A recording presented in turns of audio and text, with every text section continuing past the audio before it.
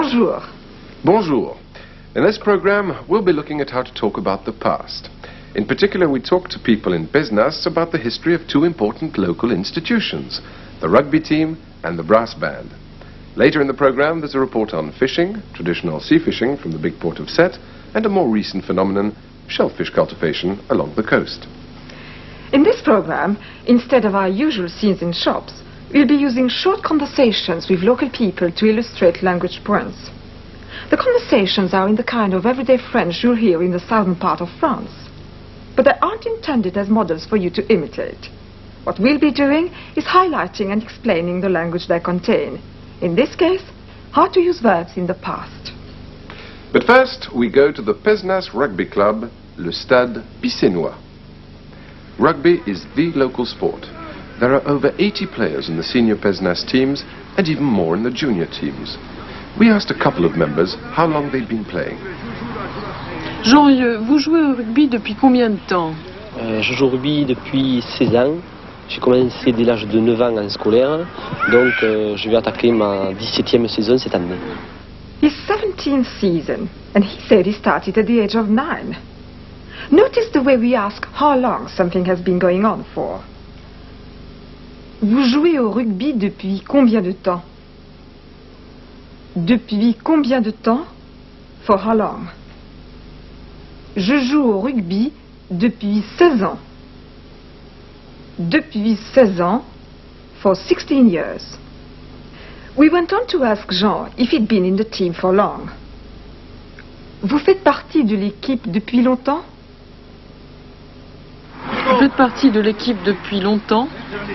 C'est ma deuxième saison exactement, puisque j'ai débuté, j'ai fait tout mon apprentissage à Béziers, jusqu'en junior, et dès que j'ai été senior, j'ai joué dans mon village, à Cazoul-les-Béziers exactement. We'll come back for a closer look at that answer in a minute. Incidentally, that player and all the other local people we interview speak with a fairly strong southern accent, so don't be surprised if you find it difficult at first. It takes some getting used to. We went on to ask another player, Daniel Vaillet, how long he'd been playing for. Vous jouez au rugby depuis combien de temps? Daniel Vaillet, vous jouez au rugby depuis combien de temps? Il y a maintenant 7 ans que je joue au rugby. J'ai commencé à l'âge de 22 ans, j'ai actuellement 29 ans. Et vous faites partie de l'équipe depuis longtemps? Il y a 5 ans que je joue à Pézenas. The same questions, but a different way of answering. Il y a 7 ans que je joue au rugby. Il y a 5 ans que je joue à Pézenas. He could just as well have said, je joue à Pézenas depuis 5 ans. It means more or less the same. Nous sommes mariés depuis 70 ans. Nous habitons ici depuis 50 ans. Cet arbre est là depuis 500 ans.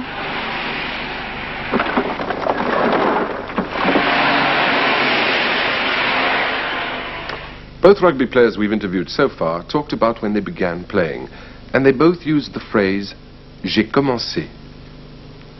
J'ai commencé à l'âge de 22 ans. J'ai commencé.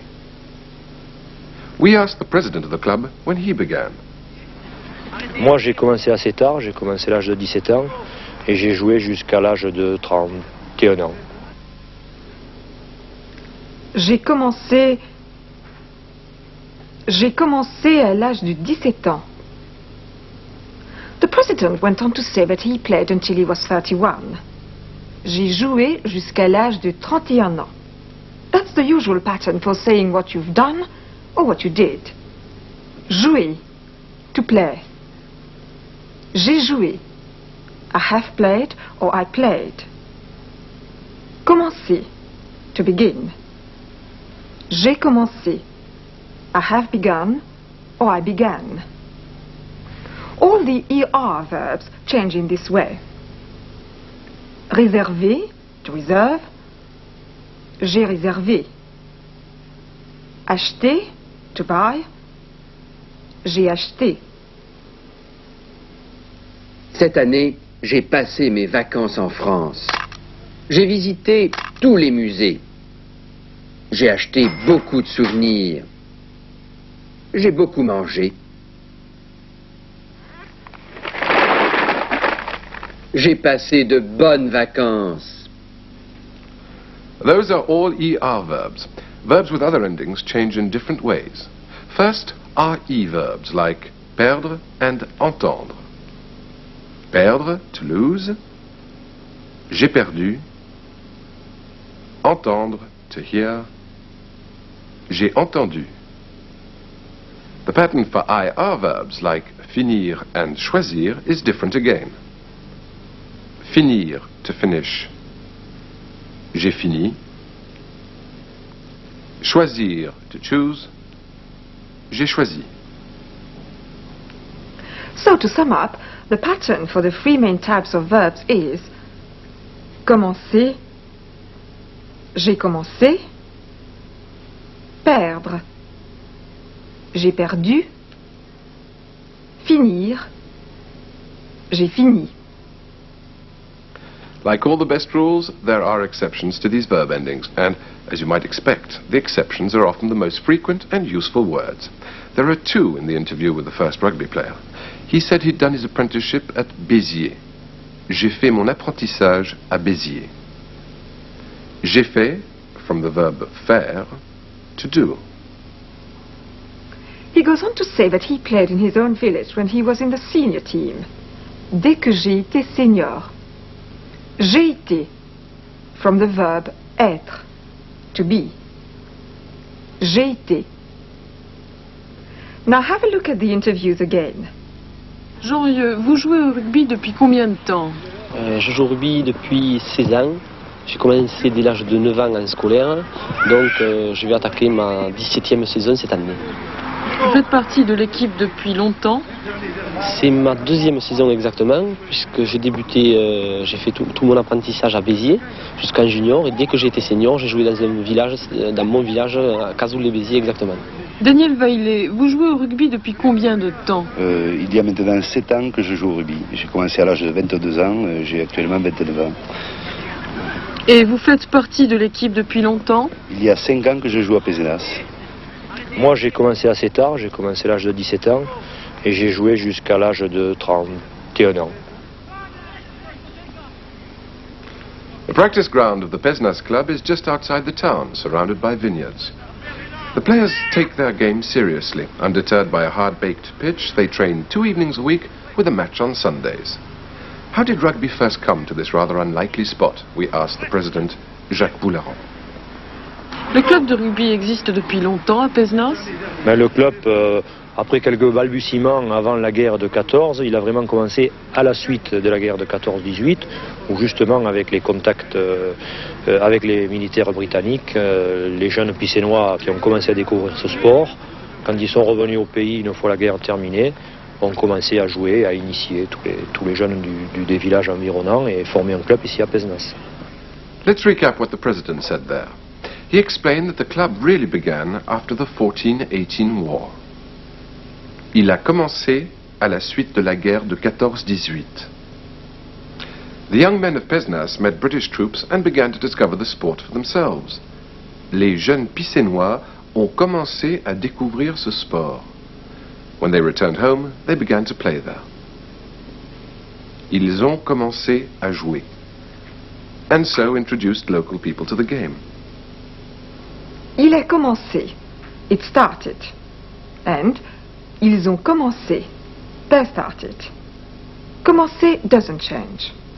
The first part of the phrase is just the present tense of avoir, to have.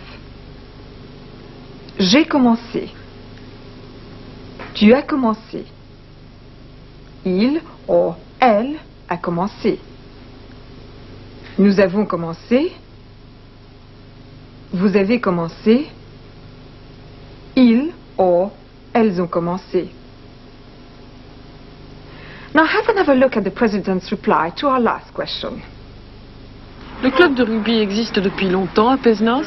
Mais le club, après quelques balbutiements avant la guerre de 14, il a vraiment commencé à la suite de la guerre de 14-18, où justement avec les contacts avec les militaires britanniques, les jeunes Pissénois qui ont commencé à découvrir ce sport, quand ils sont revenus au pays une fois la guerre terminée, ont commencé à jouer, à initier tous les jeunes des villages environnants et former un club ici à Pézenas.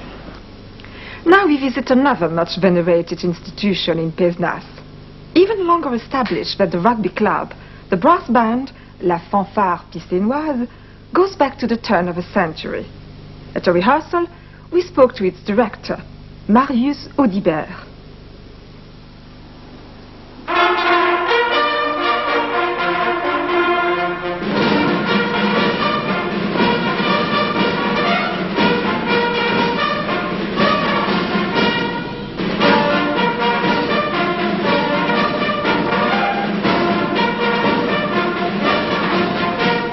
Monsieur Audibert, vous dirigez la fanfare depuis combien de temps?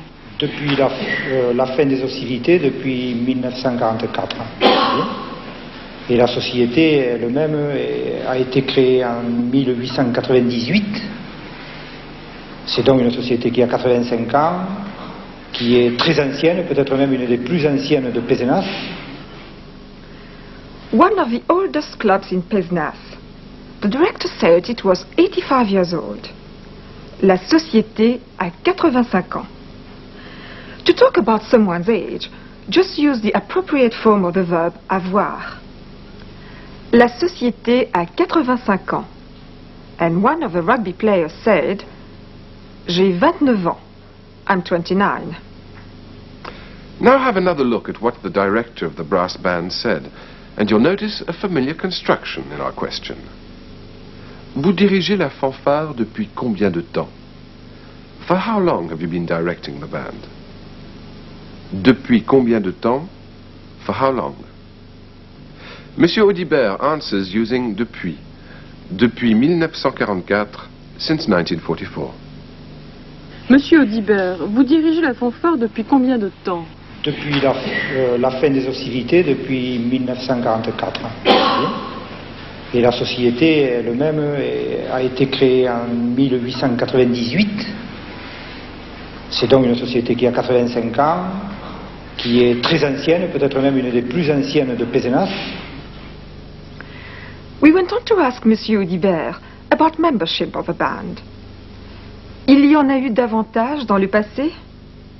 Were there more members in the past? Notice il y a eu, and compare it with il y a.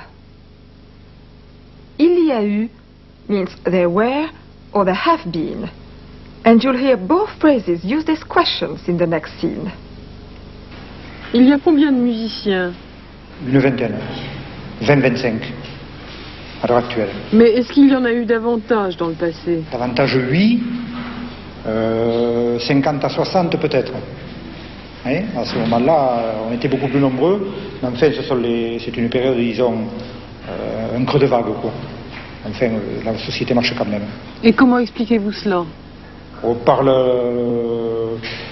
l'actualité des choses, hein, la mécanisation, la télévision. Automatiquement, les jeunes sortent beaucoup plus facilement, tandis qu'à l'époque, on était davantage à la maison et on s'intéressait davantage aux sociétés. Voilà. The fact that young people are less interested now in joining the band than they were is a sign of a changing pattern of life in the Languedoc. In our film report this week, we take a look at how life on the coast has changed. Before the arrival of tourism, the main occupation was fishing, la pêche. Not far from Pézenas, the town of Sète is still the biggest French fishing port on the Mediterranean, but it's becoming more and more difficult to find a manpower, la main-d'œuvre, for this tough and unrewarding work. It's also getting harder to catch the fish. Most fishing at Sète is done from trawlers, les chalutiers. They catch large quantities of sardines, mackerel, and anchovies, le poisson bleu. But the market favors le poisson blanc, fish like sole and whiting, and this is becoming increasingly scarce because of pollution and overfishing. Just behind Sète is a large lagoon, le bassin de Thau, and here a different kind of fishing is thriving. It's called la conchiliculture, the cultivation of shellfish. Fishermen here grow mussels, les moules, and oysters, les huîtres. Just before we show you this report, we should point out that the fishermen of Sète have a particularly strong accent, so you may have to rely more than usual on the subtitles.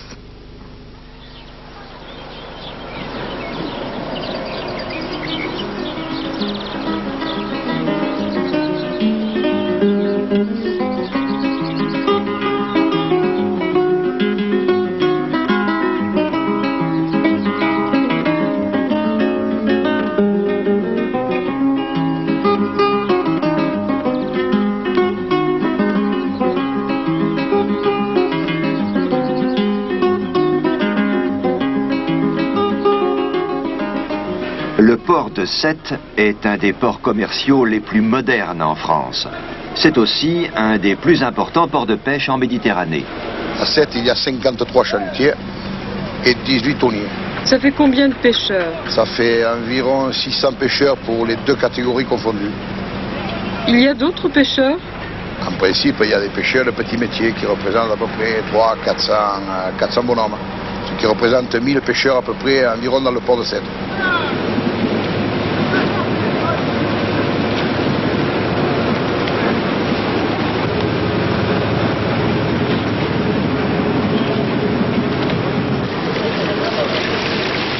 La pêche à Sète est une entreprise familiale et la majorité des marins-pêcheurs sont d'origine italienne. Il y a beaucoup de pêcheurs qui travaillent en famille, parce que c'est des grandes familles, surtout qu'on nous sommes d'origine italienne. Il y a beaucoup de garçons, tous les garçons ont fait pratiquement la pêche.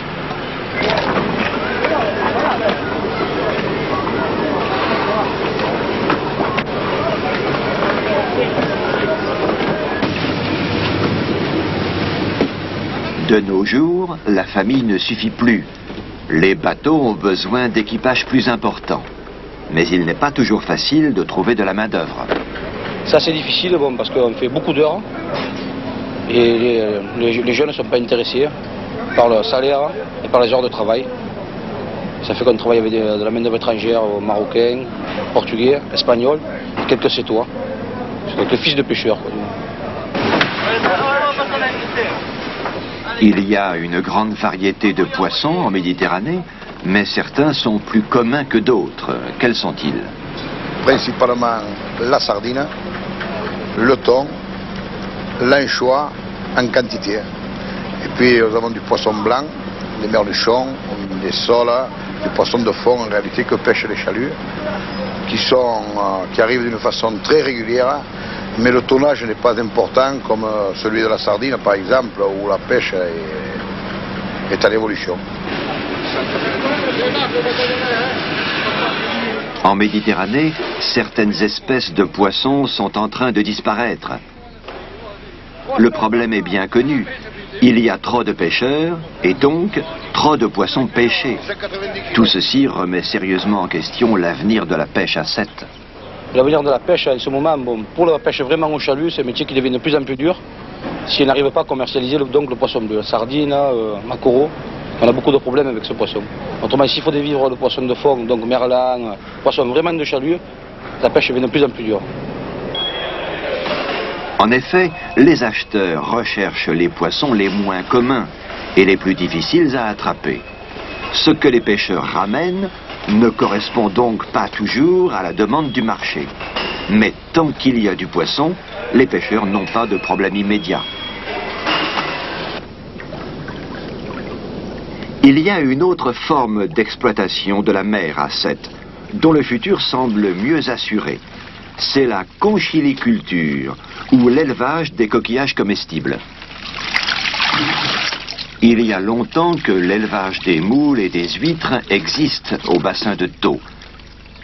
Mais le bassin n'est exploité de façon intensive que depuis peu d'années. On fait des coquillages depuis longtemps ici. Disons dans le bassin de Thau, avant la guerre, il y avait une dizaine d'exploitations. Et c'est depuis la guerre, donc à partir de 1950, que s'est développée vraiment la conchiliculture dans le bassin de Thau. Il y a 700 conchiliculteurs qui travaillent au bassin de Thau. Et tout comme la pêche, l'élevage des coquillages est une entreprise principalement familiale.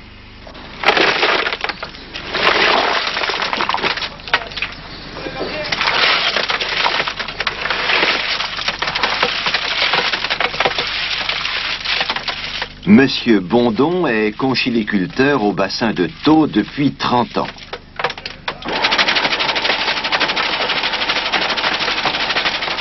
Les moules sont les coquillages dont il tire le meilleur profit, parce qu'elles grandissent vite et qu'elles n'ont pas besoin de beaucoup d'attention. Mais les huîtres sont, elles aussi, plus faciles à élever en Méditerranée qu'ailleurs. Nous bénéficions, nous autres en Méditerranée, n'ayant pas de marée, que le coquillage consomme, disons, 24 heures sur 24 heures.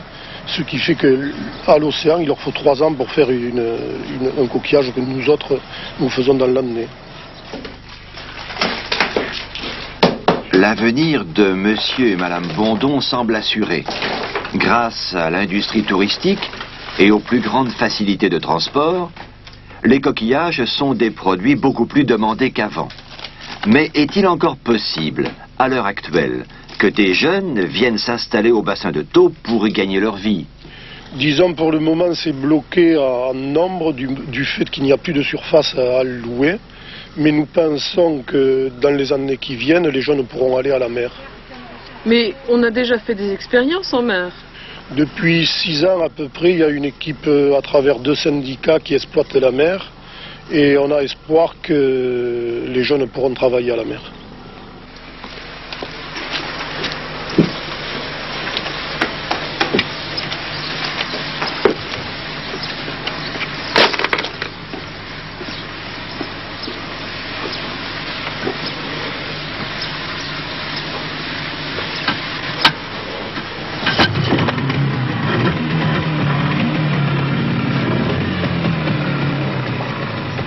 L'avenir de Sète, c'est la mer, sans aucun doute. Mais les méthodes de travail vont probablement devoir changer.